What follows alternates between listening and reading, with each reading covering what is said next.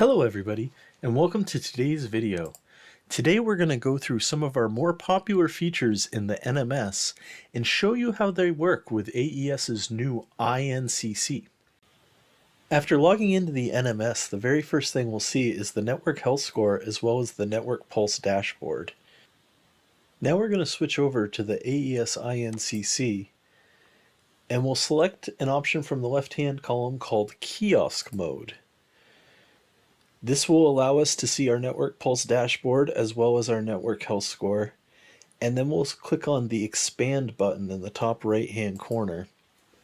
This will allow us to enlarge the network pulse chart, and then in the top right hand corner there's an option to filter so you can see RF check-ins, IP check-ins, ACK delays, self-test failure, general alarm, fire trouble, and the different line card AP events. We also see we have our network health score here at 85.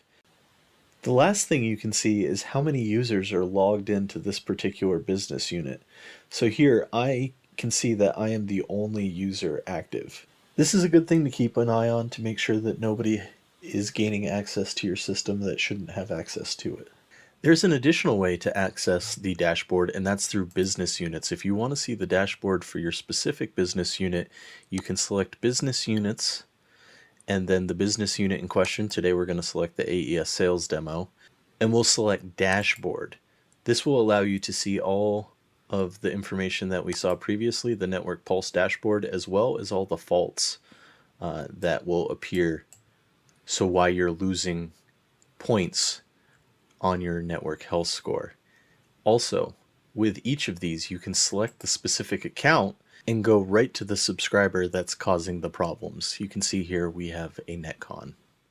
Now we're going to go back to the NMS. And one of the things I highly recommend, the reports I recommend somebody checks frequently, is our top talkers report. This is a report that will show how many RF packets a subscriber is putting on your network. So here we see 0442 is putting 341 signals on the network. And generally what I do is I like to use this report to triage what is the most important account that I get fixed first. And generally that is the account that's putting the most signals on your network. So this is 341. So we're going to go over to the INCC. We'll minimize our network pulse dashboard, and then we'll go to business units. And I'm going to scroll all the way down and select our sales demo, which is what I'm showing today. And then under the subscribers tab, we'll see all of our reports will be here. So we have first our top talkers report. If you select the top talkers report, you can see a list of all the subscribers that have sent more events than they should. The top repeaters will show which reports are repeating for the most other subscribers. Any late check-ins will be on this list. We have frequent check-ins, so check-ins that are greater than every 23 hours and 45 minutes, which is our default. Service log, you can see the fault along with the address. So if you're heading out to Terrell, Texas, maybe you can take along a battery and replace that while you're out there. Save a truck roll. Recently added, these will all be added within the last week. Any AES subscriber with a non-recommended setting will appear in the non-recommended. In addition, we have any inactive subscribers, any subscribers that you've deactivated, as well as any NCTs that might be connecting to your network. Now, if we go back to the NMS, we'll see there's some other additional reports under mesh and IP links.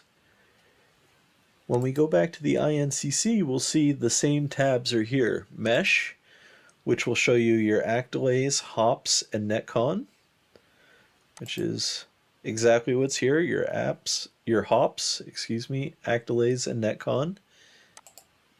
And if we select under IP links, we'll see the all and the service log as well. Just like here, we have load and service log. If we want to see the load distribution for the IP links, we'd select the right-hand arrow and go to IP link hybrid load. And here we can see the various load differential between the IP links. Our main one has 48.21%, 27.6%, and so on. If you select the Stats tab, which is one to the left, you'll see a graphical representation of the signals coming in. With the old AES NMS, in order to view your network, you needed to download Google Earth Pro, download a KLM file. Sometimes there were issues getting that translated, as everybody remembers. Good news is with the new AES INCC, this is all built into the product, so you don't have to worry about separate files. On the left-hand column, if you select Geography, you'll see the new way to view your network. All you have to do to view the routes is tap on the Routes button, and it will show you the routes.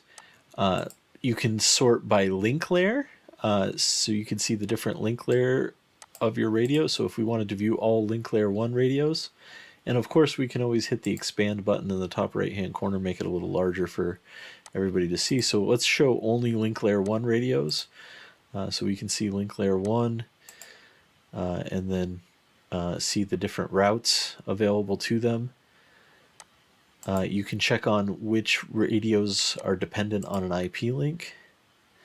And then with each of these as well, you can see all of the information about that specific account. So this is currently having a TCP IP fault. Let me throw in some subscribers here.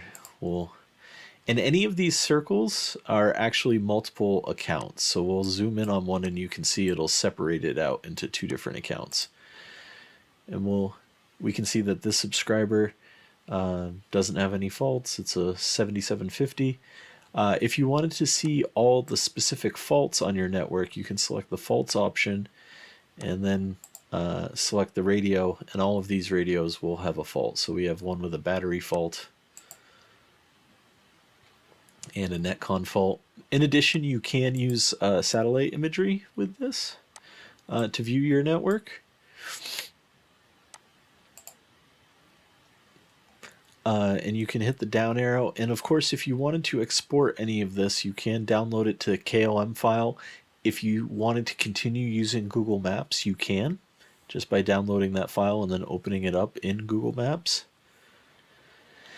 There is also a way of downloading the addresses that failed the geocoding process, which means they failed to translate it into the address to a latitude and a longitude.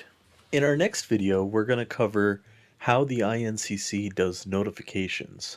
It's very similar to the NMS in that you can be monitoring your network even when you're not at the computer. But that's all I had to cover for today. If anybody has any questions, please feel free to put them down in the comments or contact us at support. Thank you very much for taking the time to watch this video, and I hope you have a great day.